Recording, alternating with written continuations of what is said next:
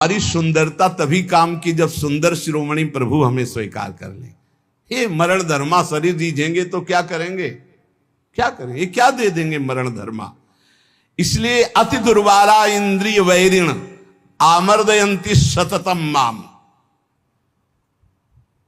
गौर से देखो तो प्रभु दिखाई देने चाहिए, अन्यथा कुछ नहीं है इनमें।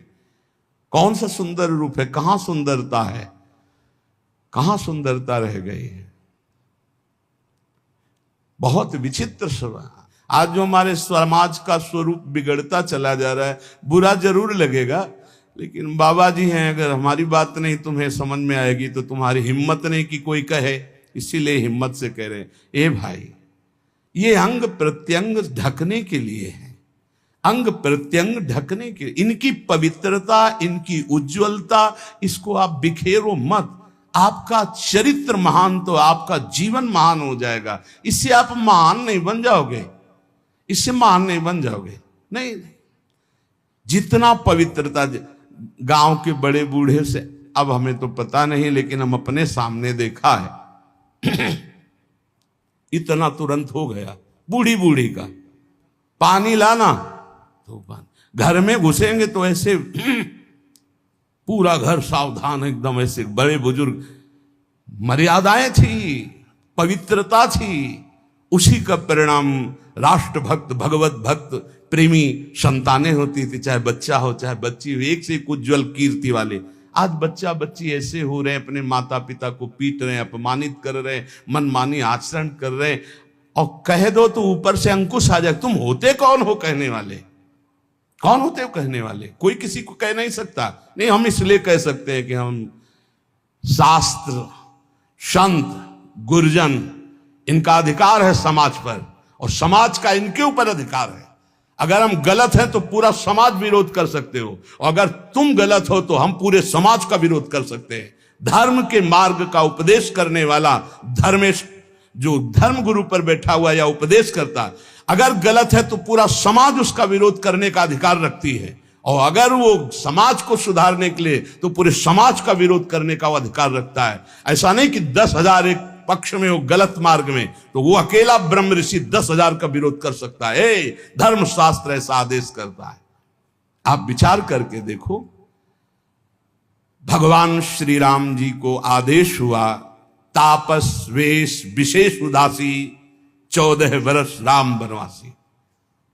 भगवान नंगे पैर सारी, लेकिन कैसी मर्यादा से सिया जी को, जहां नाव पे चढ़ाना है तो सीय चढ़ाई चढ़े रघुराई।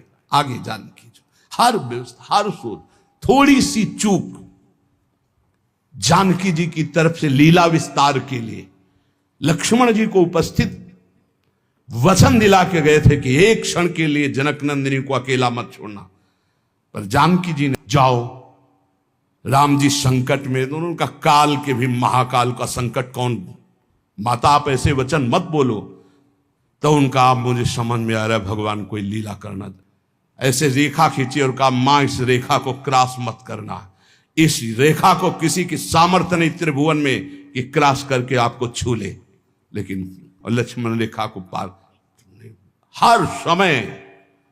तो आप इन बातों पर ध्यान दीजिए। रामचरितमानस की कैसी पोशाक होनी चाहिए, कैसी व्यवस्था होनी चाहिए, कैसी चाल ढाल होनी चाहिए, हमारा जीवन कैसे मंगलमय हो सकता है।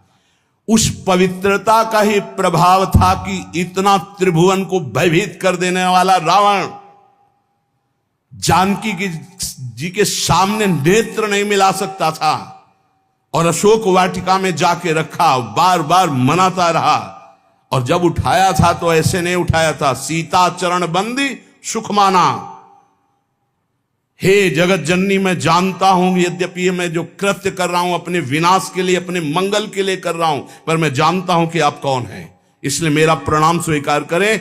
और जब तक आप लंका नहीं पहुंचते तब तक हम असुरों का उद्धार होगा ही नहीं, इसलिए हम अपने उद्धार के लिए आपको ले जा रहे हैं। और ले जाकर के अशोक वाटिका में रखा था, ना कि जहां महल में और रानियां थी वहां भी रख सकता था, लेकिन नहीं, शुद्ध अशोक वाटिका में। और राक्षसियों का पहरा, और त्रिजटा जी को जानता था, वो कोई साधारण नहीं था। जिस समय खर और दूषण मारे गए, सूचना पहुंची, खरदूषण मारे गए। अच्छा, खरदूषण मूषम बलवंता मार सके को बिनु भगवंता, बिना भगवान के इनको कोई नहीं। भगवान आए तो भजन न होए तामस देहा, मैं राक्षसी स्वभाव का तामसिक वृत्ति का हूं, भजन तो होगा नहीं।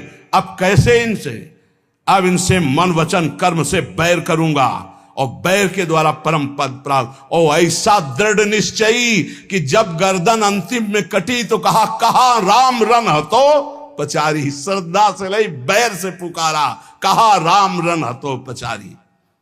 जिस समय जनकपुर में यज्ञ हो रही थी, धनुष यज्ञ, सब पहुंचे थे, ये भी पहुंचा, बाणासुर भी आए हुए थे, कुछ मांगलिक गुरु चर्चा हुई, क्योंकि दोनों के गुरु एक ही हैं, भगवान शिव। कहा आप भी तो धनुष उठाने आए? बोले नहीं, इस धनुष उठाने में कौन सी बात है, जब 20 बार कैलाश सहित भगवान शिव और पार्वती को उठा लिया तो उनका ये धनुष है। मैं धनुष उठाने नहीं आया, मैं धनुष उठाने वाले को निमंत्रण देने आया हूं। बोले कौन है यहां धनुष उठाने वाला? बोले पहले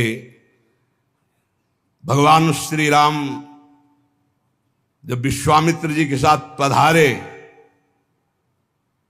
तो रावण ने दृष्टि मिलाई और कहा कि ये नेह निमंत्रण नहीं दे रहा हूं, ये बैर निमंत्रण दे रहा हूं। ये धनुष आप ही भंग करेंगे, सीता जी आपको ही मिलेंगी, लेकिन मैं सीता का अपहरण करूंगा और तुम्हें रुलाऊंगा, और तुमको ये जो टांगे हुए सारंग धनुष, इसी से निकले हुए बाणों से संपूर्ण लंका का उद्धार करना होगा। मैं यही कहने आया हूं।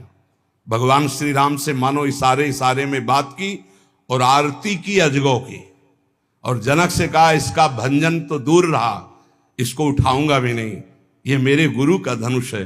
प्रणाम करके परिक्रमा करके दोनों चले गए थे। ये अतिरथी वीर बाणासुर और महान पराक्रमी रावण, ये ऐसे उठाए भी नहीं थे। ऐसा नहीं कि उठाने की चेष्टा की, नहीं, ऐसा नहीं, वंदना की, परिक्रमा की और चले गए थे। और भगवान राम को कहा था तुम्हें निमंत्रण देता हूं, आकर पूरी लंका का उद्धार आपको करना है, इसलिए सीता जी से ब्याह तो आप करो और वास मेरे यहां करेंगी, क्योंकि इन्हीं के चरणों के प्रताप से ऐसी अपावन लंका पावन होगी। उन्मत्त में वो कुरते योषित दृष्टि दुष्ट मदेरे, जो हमारा शास्त्र कहता है उसको ध्यान दो। कभी किसी भी माता बहन से बात करनी हो तो चरणों में देखो, भगवान तो सर्वत्र विराजमान है। जिस समय भगवान ब्रह्मा जी ने सृष्टि रचना प्रारंभ की तो सनक सनंदन सनातन सनत कुमार प्रकट हुए, उनसे कहा सृष्टि रचो, बोले शब्द ही नहीं, ये शब्द ही नहीं, हमारी सृष्टि में ही नहीं, हमारे चिंतन में ही नहीं। हर समय समाधिस्थ हरिशरणम।